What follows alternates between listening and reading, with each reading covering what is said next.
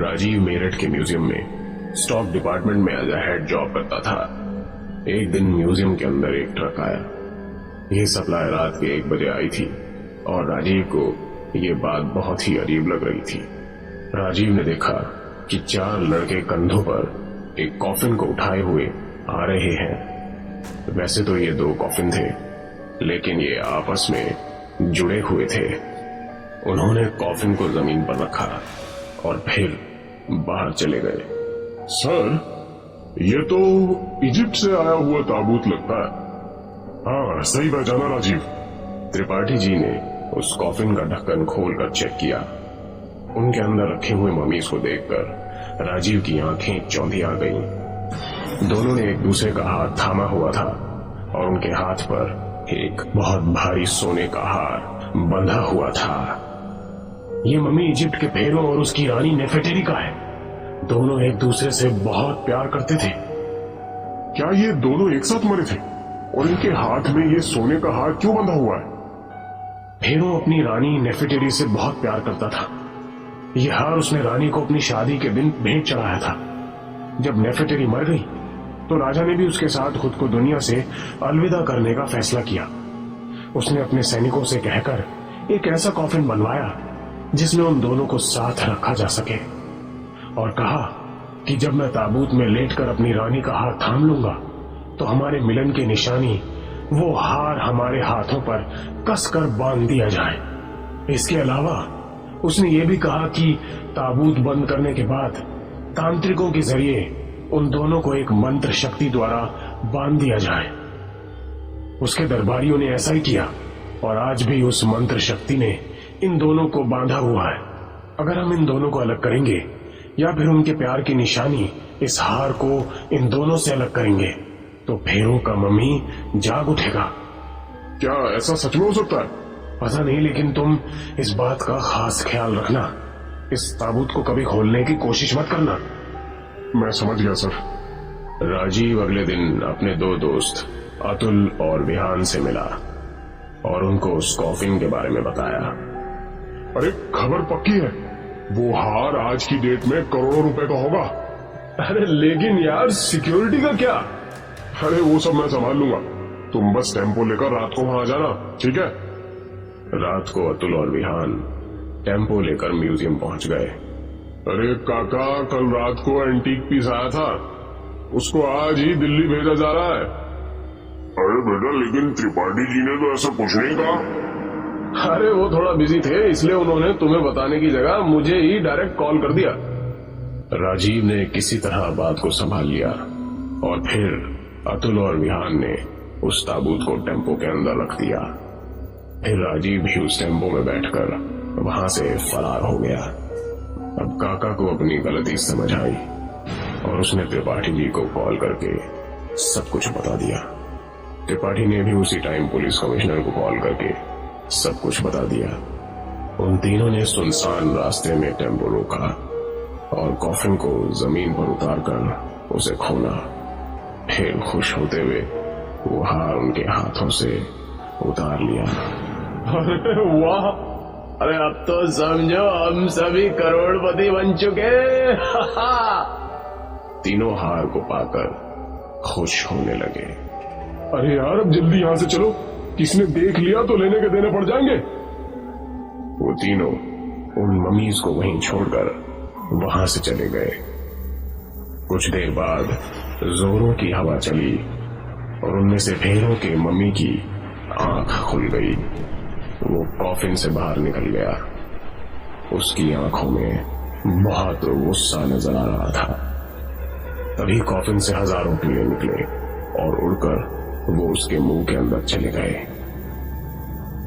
मेरी रानी और मेरा अपमान किया है, किसी को नहीं छोड़ने वाला अब मैं।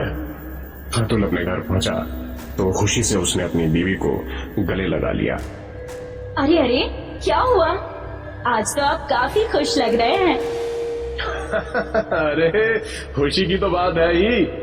आज ऐसा हाथ मारा है कि दोबारा कभी चोरी करने की जरूरत ही नहीं पड़ेगी। डार्लिंग, ऐसी कौन सी चीज चुरा लाए? जरा दिखाओ तो। अरे वो अभी राजीव के पास है, थोड़े दिन हम सभी अंडरग्राउंड रहेंगे और फिर उसको बेचकर फरार। तभी दरवाजे पर किसी ने जोर जोर से नॉक करना स्टार्ट किया। कौन है जो इतनी बदतमीजी से दरवाजा पीट रहा है? तभी दरवाजा टूटा और शोर करते हुए जमीन पर गिर गया। सामने मम्मी खड़ा हुआ था। उसकी लाल खौफनाक आंखें अंगारों के जैसे चमक रही थी। मेरी रानी का हार कहाँ है? कहते हुए वो घर के अंदर घुस गया। अतुल और उसकी बीवी दोनों बहुत डर गए। उनके मुंह से अल्फाज नहीं निकल पा रहे थे। कहाँ है? कहते हुए उसने अतुल का गला पकड़ लिया और उसको जमीन से ऊपर उठा दिया।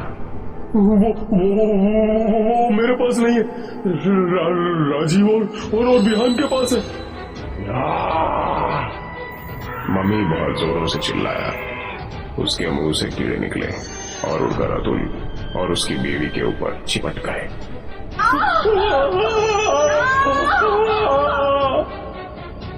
दोनों की दर्दनाक चीखें घर के अंदर गूंजी और कुछ ही मिनटों में उनका मांस खाकर वो सारे कीड़े वापस मम्मी के मुंह के अंदर समा गए। उन दोनों के कंकाल जमीन पर पड़े रह गए। तो उस समय राजीव बिहान के घर में बैठा उससे बातें कर रहा था। उन्होंने वो हार टेबल पर रखा हुआ था। यार मुझसे तो सब्र नहीं हो पा रहा है। पता नहीं कब 10-15 दिन गुजरेंगे और कब हम इस हार को बेचेंगे। यार मुझे तो डर लग रहा है। अपना घर तो मैंने छोड़ दिया, कहीं पुलिस ने हमें यहाँ भी ढूंढ निकाला तो। अरे कल के अखबार में तू फ्रंट पेज न्यूज बनने वाला है दोस्त। तभी तेज हवाएं चलने लगी और उनको सीढ़ियों से ऊपर आती हुई किसी की परछाई नजर आई। वो ऊपर आया तो उसको देखकर दोनों की रूह कांप उठी। सामने खड़ा मम्मी उनको खा जाने वाली नजर से घूर रहा था। जिंदा कैसे हो गया? भाग यहाँ से भाग। मम्मी ने मुंह खोला और हजारों कीड़े उसके मुंह के अंदर से निकले और उन दोनों के शरीर पर जा चिपटे। दोनों दर्द से चिल्ला उठे और इधर उधर भागने लगे।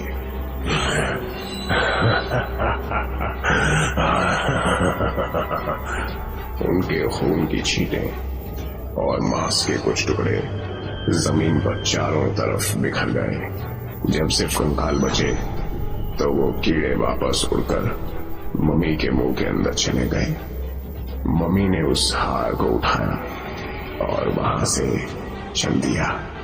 तभी कमिश्नर को एक कॉल आया। कमिश्नर साहब, मम्मी हमारे सामने से अभी गुजरा है और आप ही की तरफ आ रहा है। हमने उस पर गोलियां भी चलाई लेकिन उस पर कोई असर नहीं हुआ। ठीक है, उसे आने दो, मैं उसको पकड़ने का इंतजाम करता हूँ। ये कहकर कमिश्नर ने कॉल काट दिया। अरे अब इस मम्मी को कैसे रोका जाए? आखिर ये जा कहाँ रहा है? सर, उस मम्मी की कोई गलती नहीं है। हमारी लापरवाही से ही वो उठ खड़ा हुआ है और अब उसे रोकने का बस एक ही तरीका है।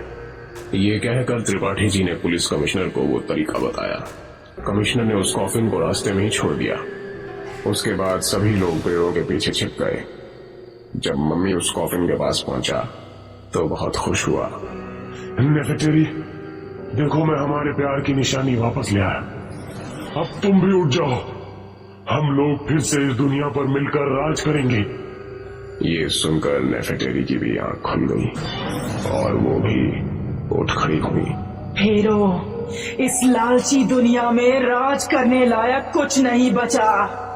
अच्छा होगा कि हम फिर से इस ताबूत में आराम से उसी तरह रहें जैसे पहले रह रहे थे। फेरो की मम्मी ने उसकी बात मान ली और दोनों एक साथ फिर से ताबूत में लेट गए। फेरो ने फिर से वो हार अपने दोनों हाथों में बांधा और दोनों ने आंखें बंद कर ली। फिर सभी छिपे हुए पुलिसकर्मी और त्रिपाठी जी सामने आए। सर यही मौका है, जल्दी से इस ताबूत को बंद कर दीजिए। कमिश्नर ने 2 कांस्टेबल को इशारा किया और उन्होंने उस ताबूत का ढक्कन बंद कर दिया। मैं आज इस कॉफिन की सिक्योरिटी बढ़ा देता हूँ। कमिश्नर ने उस कॉफिन को उस दिन दिल्ली के museum national gallery of modern arts में भेज दिया और उसकी सुरक्षा बढ़ा दी गई।